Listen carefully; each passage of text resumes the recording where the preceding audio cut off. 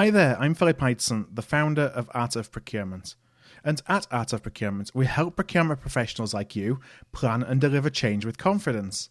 Whether it's through the mapping and prioritization of your change journey, securing the subject matter expertise that you need to help you along the way, or assisting you and your team to take action on what they learn, and what's really important is on also what they already know. And of course, a big part of what we do is this weekly podcast where we share strategies and tactics that aim to inspire and help elevate your change journey. I want to thank you for joining me today. Let's go straight into the show.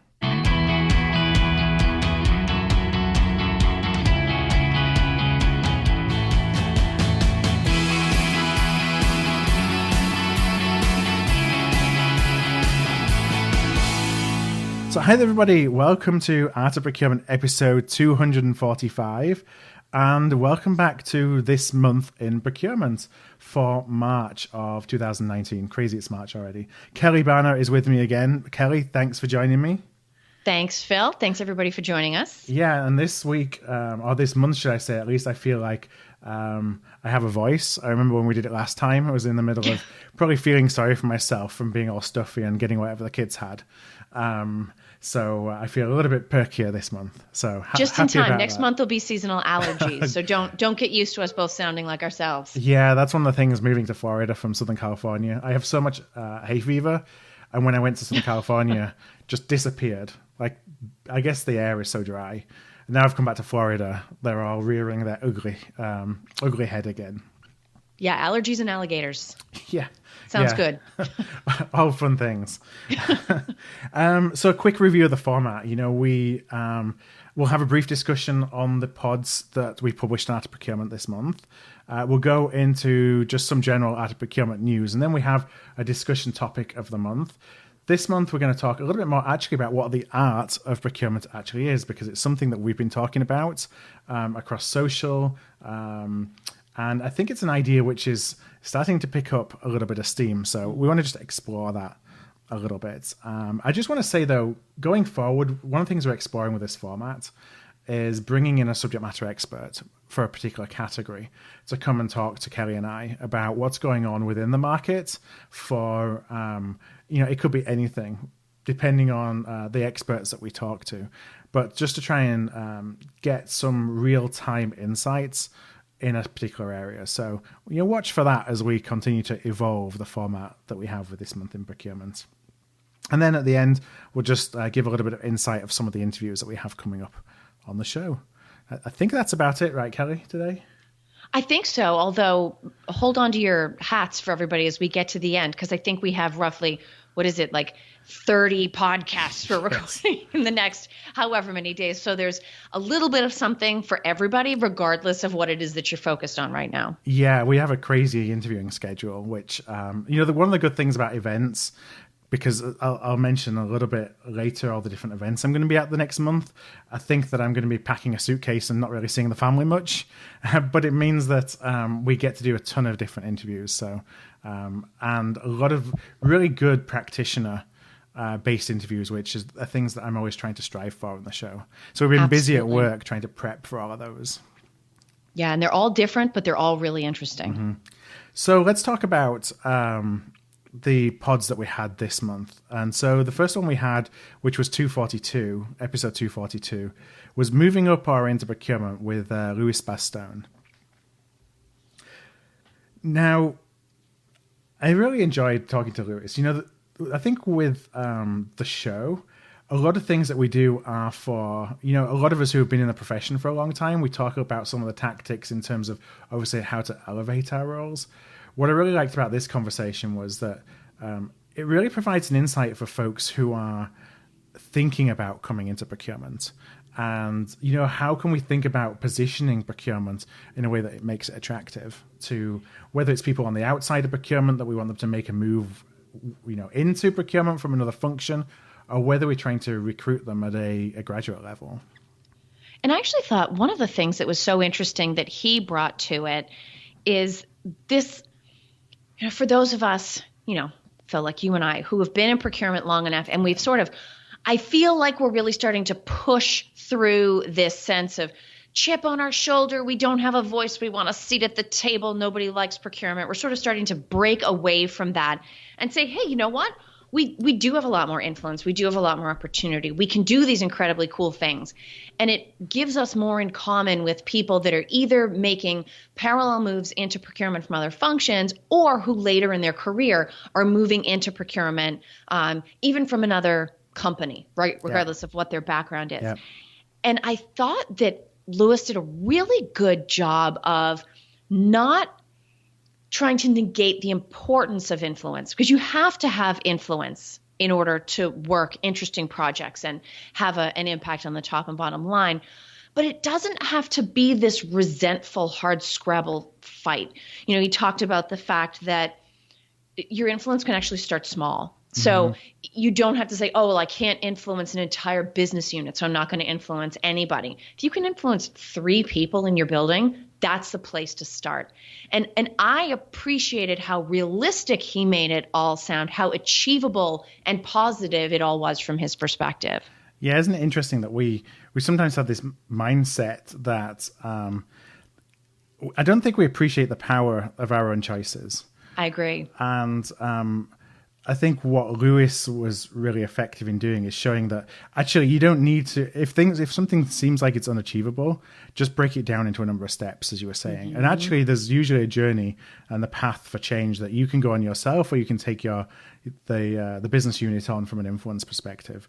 And once you've been beaten up a few times in procurement, maybe you lose some of that perspective.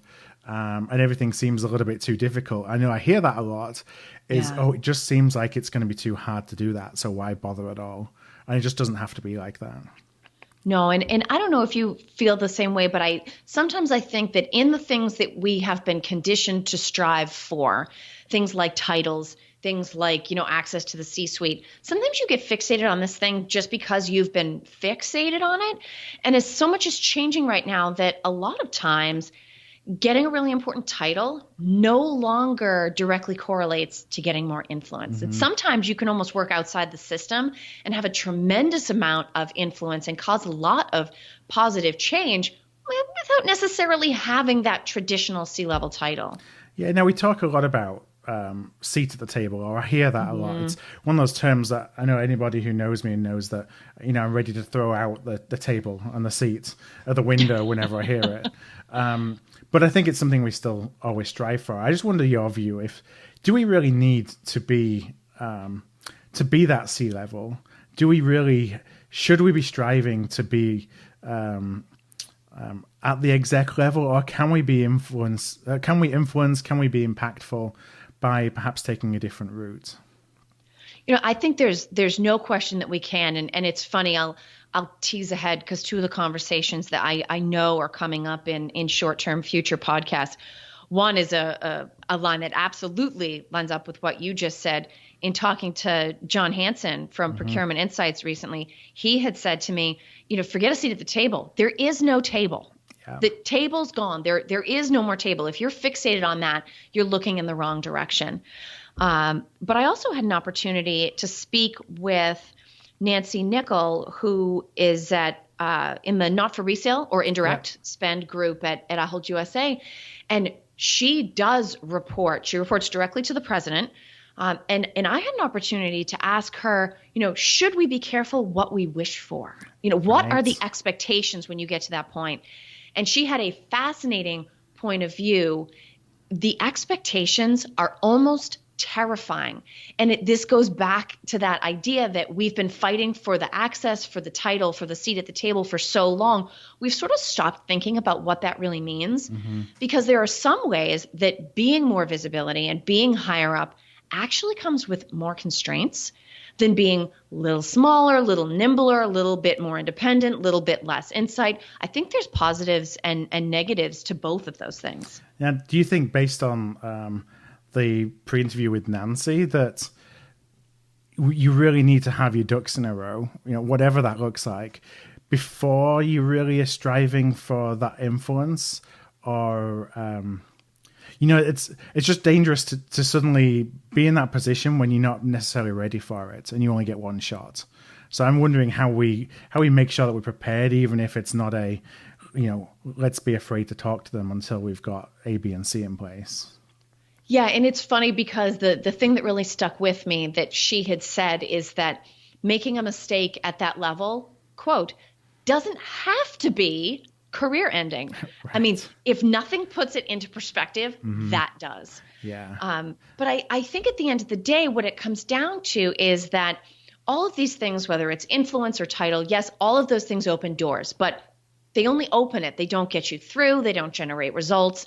It's just the beginning. That at the end of the day, we really need to master the fundamentals and do work of substance. Yeah. And that idea was one that actually jumped out at me in the AOP Live podcast, the conversation with Sammeli. Yeah. Because when you think about AI, to me, that's sort of one of those, it's like the technology equivalent of influence, right? It's this like unattainable thing. We all want AI and it's the coolest. We all want the title. We all want the influence. And his point that to me is so critical and is something that I think we can easily overlook is that if you're looking to find a use case for AI, yes, it's extremely cool, emerging technology. But where you should actually look to apply it is in a process or in a business need with the right level of boringness. Mm-hmm. So what he's saying is you're not going to pair up the coolest technology with the most whiz-bang project. The coolest technology actually steps in and fills the gap in how do I accomplish this tactical transactional type of thing. And in some ways, to me, that's the same kind of idea. You get the influence not by being flashy. You get the influence and potentially the access in the title by doing a really good job every single day, delivering on your word, making a difference in terms of how people work. And I think all of those ideas come together, whether it's talent development, whether it's technology, whether it's process automation. I think at the end of the day, we can't be focused on the title or the influence. What we really need to do is just focus on the work and the rest of it will follow. Yeah. And it's, we talk about AI and it's almost like we feel like we have this, and I use new in air quotes because I think, a lot of folks who have been in the AI industry will say that the technology is actually nothing new. We're just finding new ways to use it. And perhaps we're using ways that are faster to use it, which is making it commercial.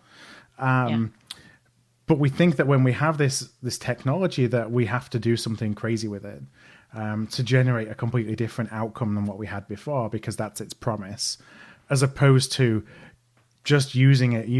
You said boring. I know that's what Sammeli said in the AOP Live as well. Just something you do today, just apply AI to that as a place to start, proving out the use case. One of the things that came up to me as well in that conversation that I really liked was to think of AI not necessarily as a machine, but I think a collaboration partner was what he talked about. So it's almost like it has a persona of its own, that AI isn't just something that's I don't know.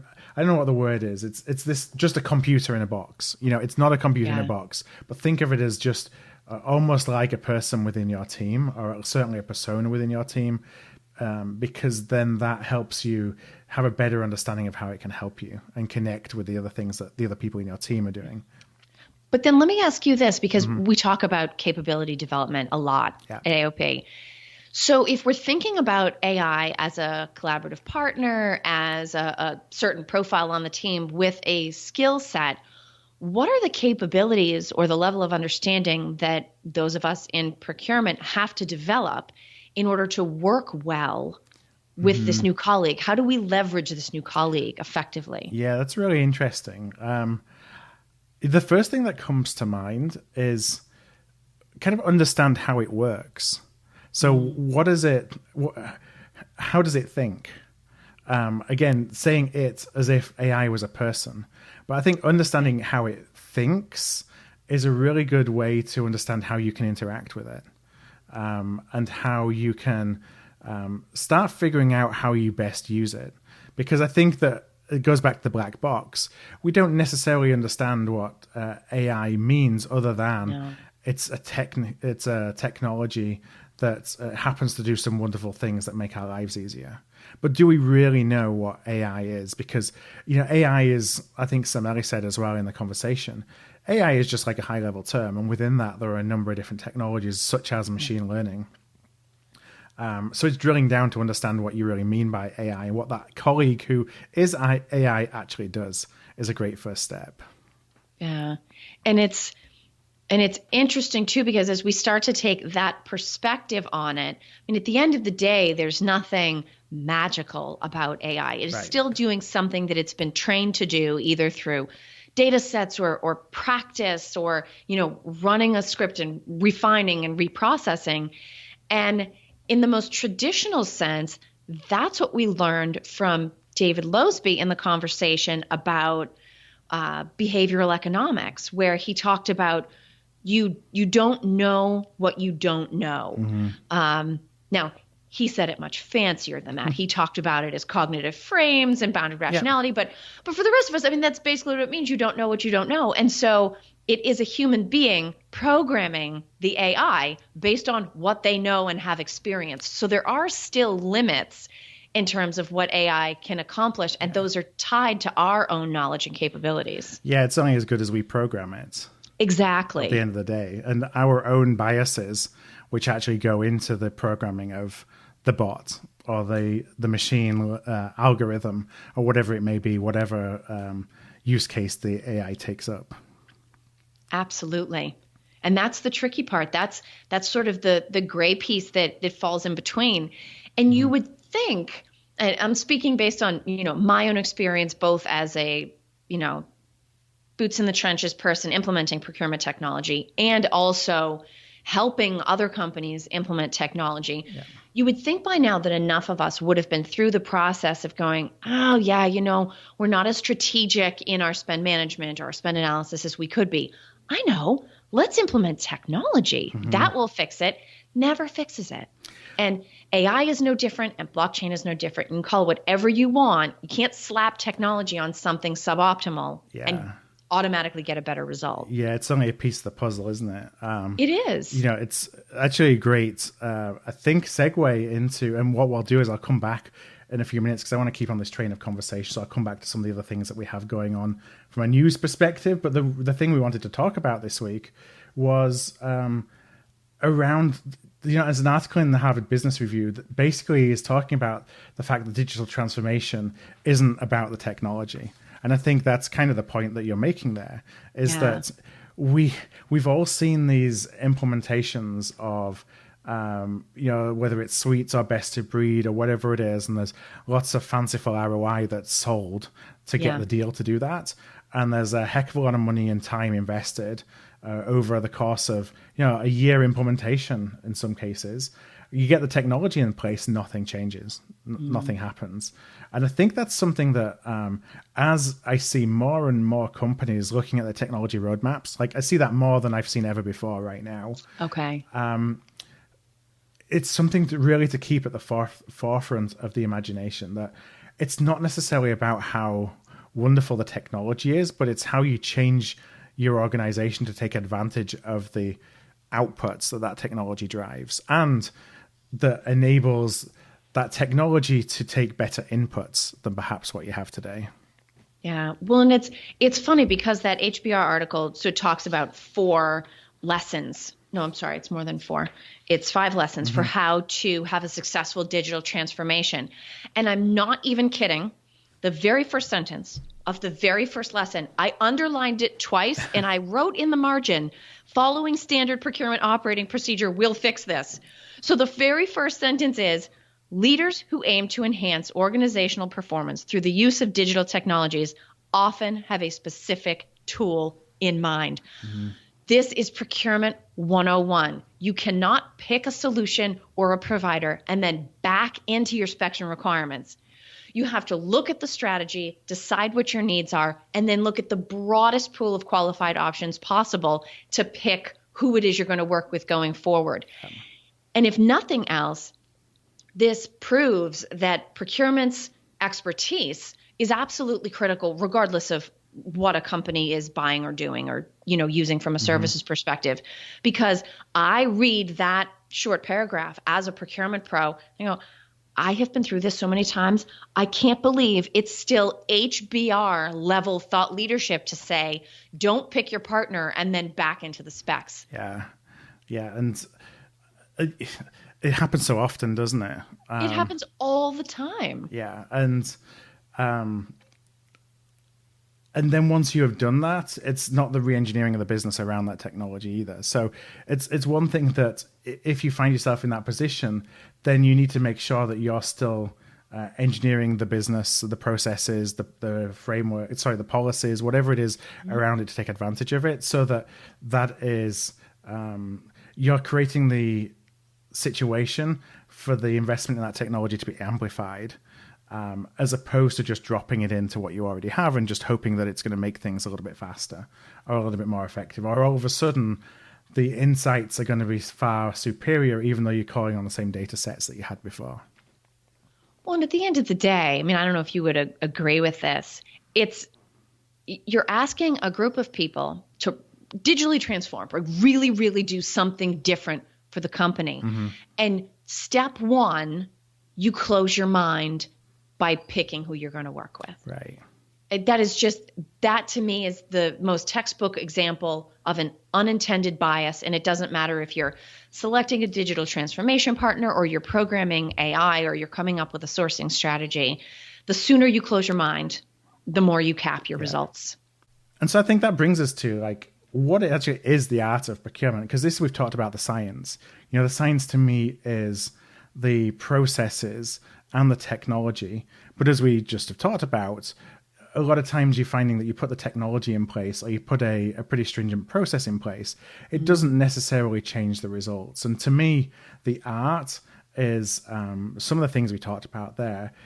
It's amplifying the science and the technology through enabling your teams to do different things, different things that they could have done without this technology. It's, helping to perhaps create frameworks that are really flexible in their approach. So you're not still telling people, hey, for every single thing that you buy, this is the 7-step process or the 5-step process or the 6-step process that you got to go through. It's affording a lot of flexibility in process. It's enabling creativity amongst your teams. Those are the soft skills that we talked about. Those are the soft skills that David Loseby talked about in his interview. It's obviously really a lot harder to do into practice than it is to just talk about it itself. But that's how we create, in my mind, a competitive advantage from a procurement team, is going beyond, because science, I think of science as something that if you can't patent the science, everybody can copy it. Right. And in a way, if you can't repeat it, it's not science. Yeah. Whereas the art is something that is extremely hard to replicate based on your unique culture. Why would you want to replicate it? Because every company is different. Right. So what works for one company might not work for the other. But it's how you then basically bring together your company culture, bring together the science and the technology and the process you've got. So you're actually creating an environment where you're delivering value that your business wants rather than just what you think procurement should be doing. That's where we really level the game. And I think we have a bit of a glass ceiling sometimes to break through when we get to that level of what are we actually here for as a procurement team. But I think too, it's the difference between create in the sense of make, right? I can create a map. I can create a bookshelf. On a really good day, I can create cookies without burning them. But to actually be creative, I mean, it's exhausting. And even some of the things, although it's not direct procurement, but some of the things that we have pulled together, whether it be web content or approaches to interviews or social media strategy, where do you find that the creativity is best applied? Because not all situations lend themselves to being creative.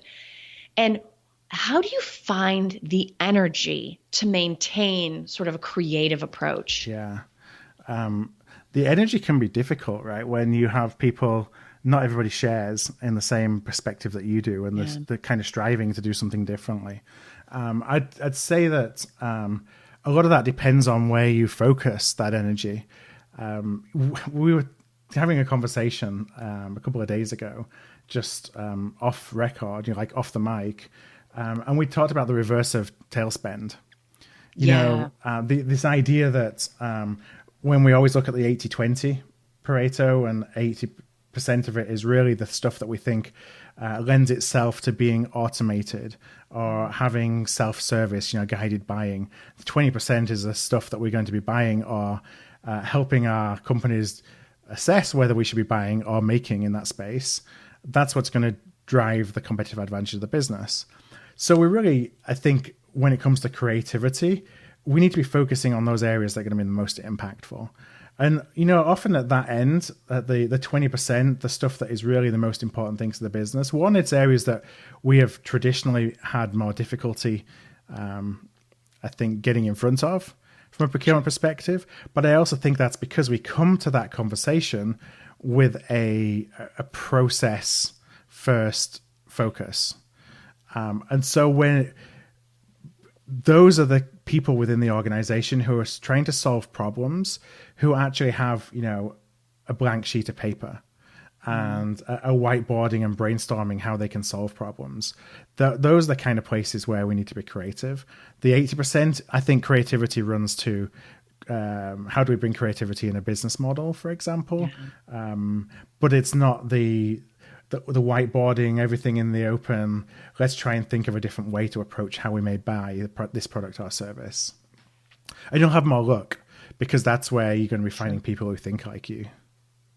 Well, and even finding people who don't, because when I think about the personas that we've defined within AOP Nudge, we talk about certainly the catalyst, but the pragmatist, the technician, the builder, the architect, everybody has their own way of being creative. So even, in a team of two here, you and I are creative in very different ways. Yeah. I listen to news stories and watch the TV, and I watch the, Chiron scrolling by on the bottom, and I collect words. And so my creativity is sitting in the, 4 quiet minutes I have a day thinking about what's a really great phrase that captures this idea. So for me, a new way to say something or a way to capture an idea in words so that everyone understands it immediately, that's my creative challenge. Yeah. Whereas you're more visual, right? Spatially, how do I represent these ideas? What should this look like when we show it to people? So where I'm trying to be creative and in a way do outreach and connect with people through words, you're looking at a slide or some other kind of asset and thinking, what is someone going to feel when they see this? And does the way I've organized the information help people take it in and connect with it? So it really is a huge opportunity for collaboration because you need all of that. Right. I think that the other thing that when we think about creativity, an area of how we can apply that from a procurement perspective is in the area of continuous improvement. So it's an area, again, that, when you think of a traditional procurement process, you've done your sourcing, everything's great, you're running into supplier management. Then we go to, what does continuous improvement look like? What does innovation look like? I actually think that's something that we should be embedding more across the entire value chain. Not just thinking about continuous improvement and innovation as something that stands alone once everything is running perfectly. It's something that even before we have implemented and I'm saying this from a technology perspective just because I think this is in the context of digital transformation, before we've implemented one thing, we should already be thinking about, how are we going to innovate on this the next time through? Because that may actually impact how we implement the first time.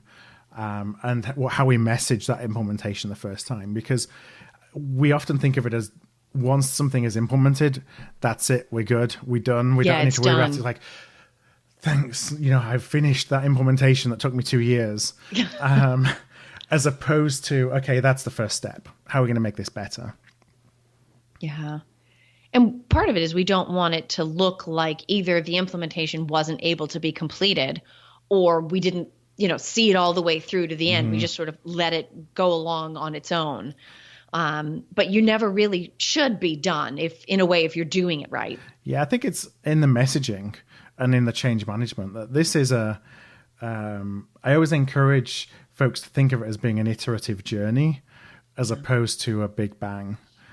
Because even if it is a big bang in terms of technology launch, that is still the beginning of your next journey. It just helps people, I think, from a mindset perspective, that not to start just relaxing once the tech implementation is done and that everything is going to be okay now, because that's really just the first piece of the puzzle. Yeah, the minute you start thinking everything is okay, it's officially time to worry. Right. But sometimes, I mean, just like getting the influence or the title that we were talking about earlier, sometimes you can almost try to create this artificially perfect situation, and it actually doesn't deliver what you thought it was going to. Right. And I don't know if everybody does. I follow you as Phil on Twitter, as well as following you as Art of Procurement. I'm sorry. If you want everything really entertaining, follow Phil on a Saturday morning. Yeah. As an American, I don't follow, we call it soccer, you call it football. I don't follow it, so I don't get into the details. No idea most of the time what you're writing about, but you're clearly very enthusiastic about it. It's an emotional roller coaster, of which has been, the last 18 months have been a heck of a lot more downs than ups. But football is very cyclical. So we've had our highs, we're now enjoying, for the want of the better word, a lot of lows, and you see that exhibited through my Twitter account. But and you recently, I think I caught a tweet that went by, and it was actually one that I understood because I felt like it applied to the world of procurement, where you talked about never underestimate what a B team can do if they're all committed and enthusiastic, and don't ever assume that a group of A teamers is just going to deliver. I think that's an idea that absolutely crosses domains. Yeah, I think so. The context for that, and I think that it does cross into the business world too, is from a sporting perspective, from my football team, we've invested a lot of money in a lot of expensive players who have a lot of talent, but they just haven't gelled. They don't work well together, and frankly, they don't seem like they care about what the overall goal is.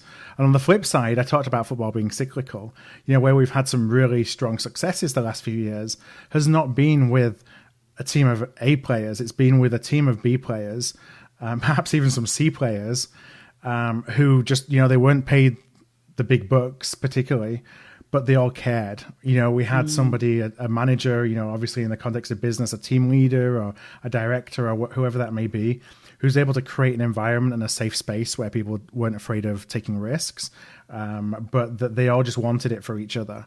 And so they were all playing for the collective rather than playing for the individual. And that's very hard to purposefully create, to set out and say, okay, I'm going to, pay everybody a little bit less. Well, that's not the way to accomplish it, right? It's not just about the dollars. And it's not just about, okay, I'm going to take a bunch of people that are going to be just so glad to be placed on a team that then they're going to all come together and win. Well, that doesn't really work. No, but, when I think about the differences in approaches, where the successes have come from with having a really strong B team is because the focus in the hiring process is placed on culture and, not necessarily personal ethics, but, connection and relation. It's all about relational kind of things. And what's important to you as an individual. So it's kind of character-based hiring. Obviously, skill is a big part of it, talent, experience, but it's not that alone. And so you think about hiring somebody that's talent on its talents alone, and sometimes we get a little bit blown away that we think that because they check all the boxes, that will make up for perhaps any character flaws, where actually it's the reverse. You'd rather take some of the talent away, but with a really strong character. Yeah, and it's that additional factor that is so hard to capture, and whether it's the balancing the art and science of procurement, or whether it's making sure that these biases stay out of either how we run a digital transformation or how we program AI or how we recruit and bring together a team, there's always going to be that additional element that's just that much harder to capture. But at the end of the day is actually what makes all the difference in terms of total value potential or competitive advantage. It's why you can't just sit down and say, okay, I'm going to make my list of tasks to follow to have a successful company, because you have to have some kind of inner compass and a little bit of luck to navigate through the complexity. Yeah, we're working actually behind the scenes on a assessment program, and assessment like self-assessment or capability assessment, thinking of how that plugs into hiring and connects with hiring. And one of the things that I think is will be a big part of this is that when we're trying to hire, and this goes to the character as well, but when we're hiring, we don't necessarily take a look at what are the skills of the role, what are the skills of the individual, which of the skills that are necessary for the role for you to be successful, that we believe you to be successful in the role, how hard are they actually to acquire? Because as an example, some of the procurement fundamental skills that we see as being like, it's sacrosanct, this person has to have those, are they actually that difficult to teach? And the answer probably is not as hard to teach as we may like to think sometimes. On the flip side, you have somebody who has super relational skills, who is just really good at building consensus, but they may not have those technical procurement skills. Is it actually going to be an easier journey for them to learn procurement than to teach those skills to somebody who has a procurement skill set, a procurement background? And I do think, because everything is a slow shift, we've been moving for a long time towards this idea that if you have someone with exceptional relational skills, they can be taught how to source, how to manage suppliers, how to, know about a specific category or industry, that's a balance. And I think we're moving there. I think involving someone's interpersonal skills is definitely part of the considerations when we're recruiting. But I feel like where there's been bigger movement is a lack of tolerance for people without interpersonal skills. That it used to be that if you could really nail this process, if you really knew that category, people would be willing to put up with a difficult personality or an abrasive nature or something like that.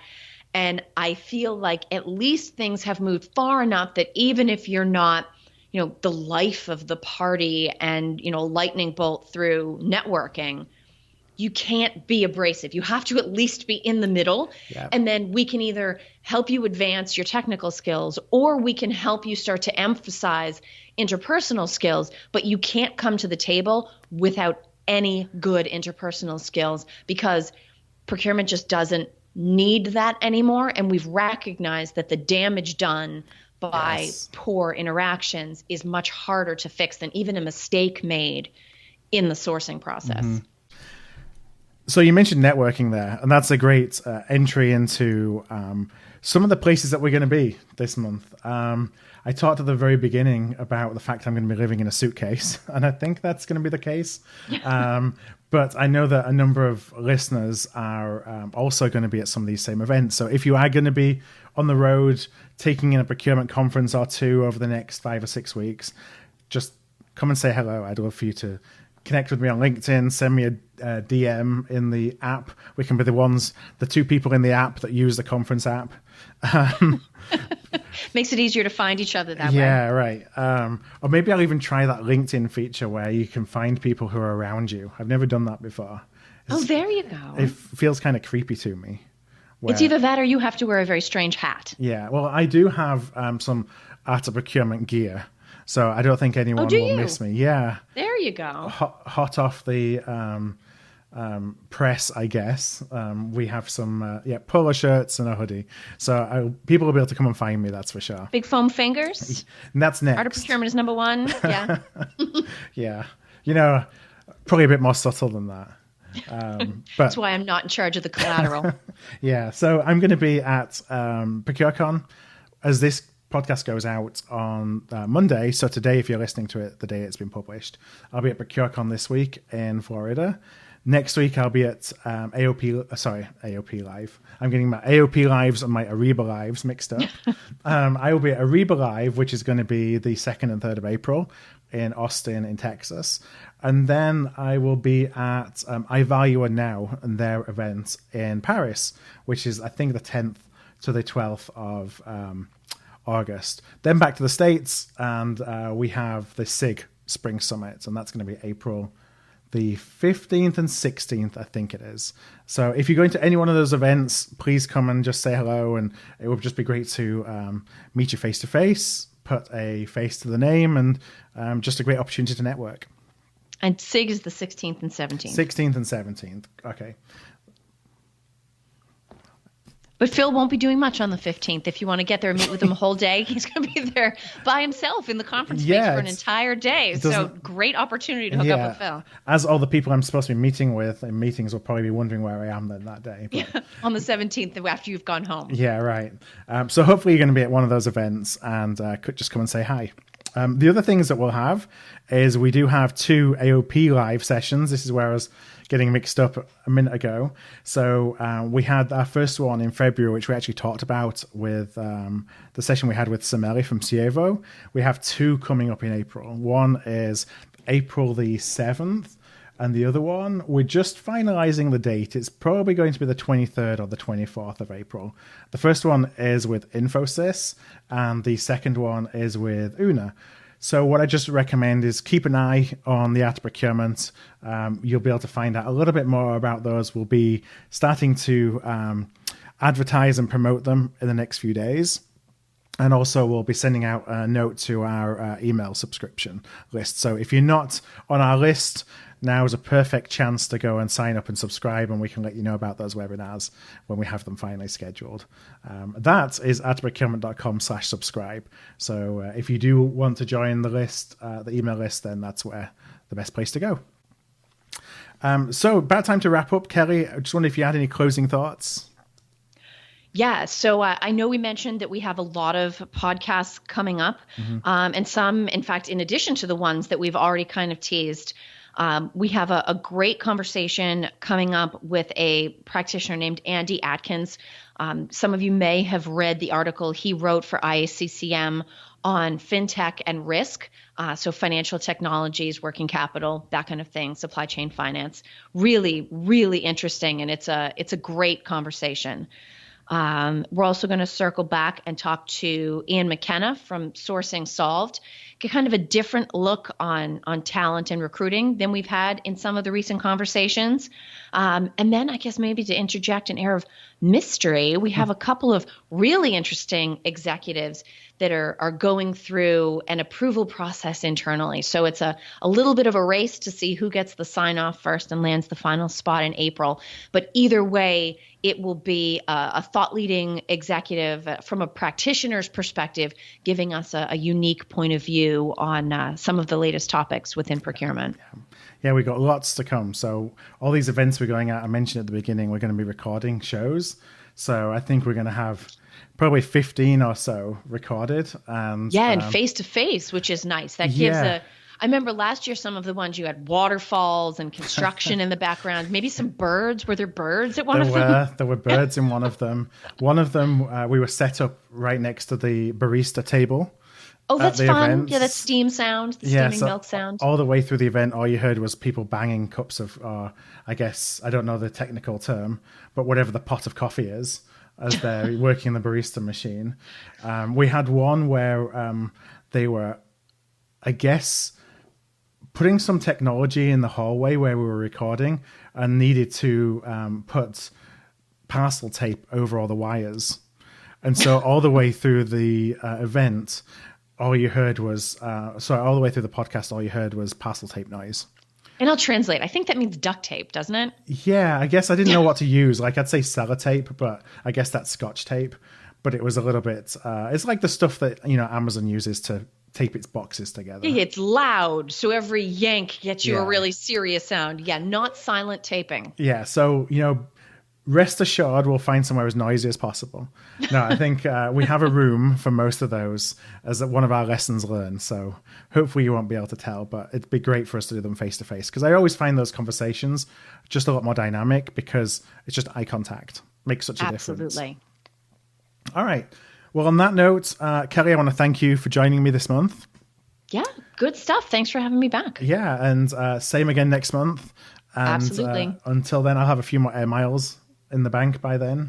Are you still looking for someone to stop by your house and feed the alligators while you're away? Or we've been hearing that's one of the welcome to Florida things. We live right next to a swamp, and so we've been hearing the alligators in the evening. So it's giving me a bit of the heebie-jeebies.